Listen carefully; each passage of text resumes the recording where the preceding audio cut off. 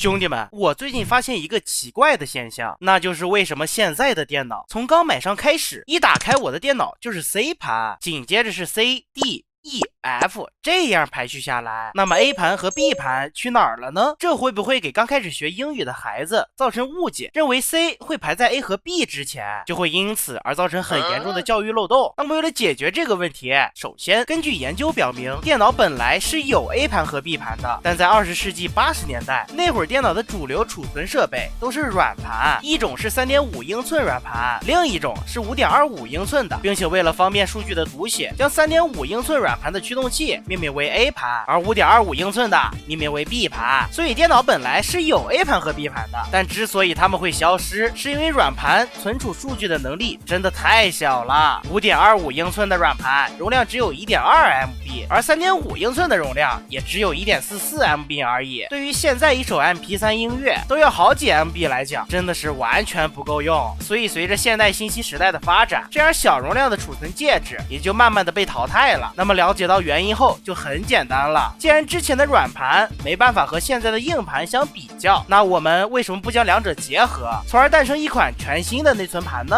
我愿称之为胶盘。那咋整呢？你看哦，首先所有带有储存功能的设备都是由内存芯片、电路板、金手指等部分组成的，并且内部还有很多集成电路，因此咱首先要先整一个能把这些东西都组合起来的载体。那到底是啥呢？我通过严密计算，最终选择含有大量微量元素的核废水，元素众多，可以帮我们将这些部件连接起来，而里面的核元素又有着可以改变一切的不确定因素，因此选择核废水作为我们此项目的载体，简直就是不二之选。紧接着咱用1个纳米分解仪，分别将内存芯片、电路板、金手指分解成为原子的存在，并直接导入在核废水内部，通过搅拌使其二者完全融合。最后也是最重要的一步，咱给这之中加上吉利丁，通过吉利丁的特性，从而让其变为胶体，如此一款全新的内存盘就诞生了，还是介于软盘和硬盘之间的胶盘，并且由于胶盘的特殊性，就会自带保护属性，根本不用担心在运输途中的磕磕碰碰，完全都是无伤的状态，甚至闲的没事儿也可以拿下来把玩一下。完了咱嘎直接给这个胶盘安装在电脑上，并将其命名为 A 盘和 B 盘，如此就再也不用担心小孩子会因为内存盘分区而学错应有的知识，并可以充分认清 C 之前还有 A 和 B 这个道理。那么由于本次的项目是制作了一款介于软盘和硬盘之间的全新内存盘，因此项目名暂定为软硬